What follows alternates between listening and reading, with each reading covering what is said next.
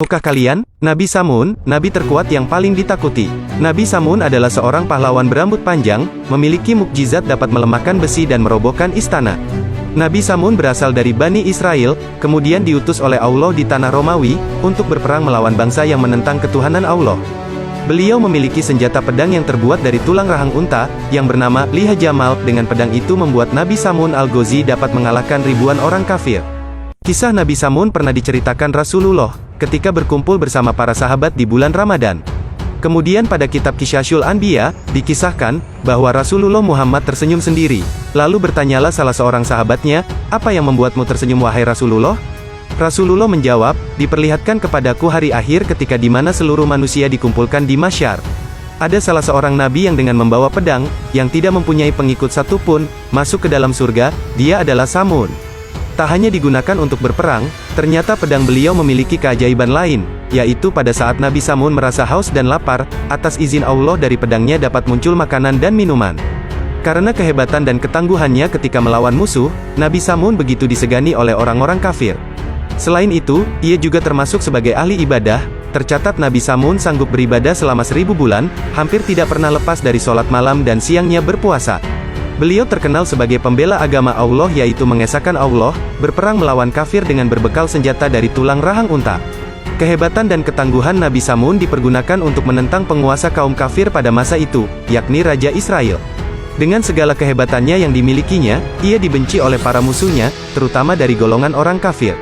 Berbagai cara dilakukan oleh Raja Israel untuk menundukkan Nabi Samun, namun tidak ada yang berhasil. Setelah mendapatkan masukan dari para penasehatnya, Raja Israel berencana untuk menghasut istri dari Nabi Samun untuk membunuh suaminya, dengan tawaran hadiah uang dan perhiasan yang berlimpah. Karena tergiur dengan imbalan yang ditawarkan, istri Nabi Samun menyanggupi perintah untuk membunuh suaminya sendiri. Maka orang-orang kafir memberikan ide kepadanya, agar mengikat tangan dan kaki Nabi Samun sewaktu tidur, untuk dibunuh beramai-ramai.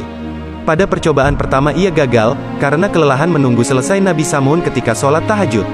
Lalu pada percobaan kedua, sang istri akhirnya berhasil mengikat Nabi Samun, namun dengan mudah dapat melepaskan tali tersebut menggunakan 1 kali ucapan doa. Pada hari ketiga, istri Nabi Samun kembali berhasil mengikat beliau, menggunakan rantai yang diberi oleh orang-orang kafir. Tapi dengan sekali hentakan, Nabi Samun dapat menghancurkan rantai yang mengikatnya. Sang istri membujuk Nabi Samun, agar mau menceritakan rahasia dari kekuatan tubuh yang dimiliki suaminya. Akhirnya beliau bercerita kepada istrinya, bahwa ia adalah kekasih Allah. Maka tidak ada orang kafir yang bisa mengalahkan dirinya. Tapi beliau bercerita, bahwa ia mempunyai kelemahan yang bisa mengalahkannya dalam perkara dunia, yaitu rambutnya. Karena sudah mengetahui kelemahannya, akhirnya sang istri berhasil mengikat tangan dan kaki Nabi Samun menggunakan beberapa helai rambut milik suaminya tersebut. Beliau kemudian dibawa ke istana, lalu diikat dan siksa dengan dibutakan matanya, agar beliau mati secara perlahan. Nabi Samun berdoa kepada Allah, kemudian pertolongan Allah datang kepada Nabi Samun, dengan cara mengembalikan kekuatannya yang melebihi kekuatan rambutnya sendiri. Atas izin Allah, Nabi Samun dapat menggoyangkan tiang istana dengan mudah, bahkan dengan sedikit gerakan dapat merobohkan istana tersebut.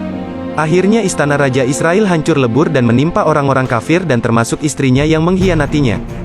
Setelah peristiwa itu, Nabi Samun bersumpah kepada Allah, akan menebus semua dosa-dosanya, dengan berjuang menumpas semua kebatilan dan kekufuran yang lamanya 1000 bulan tanpa henti.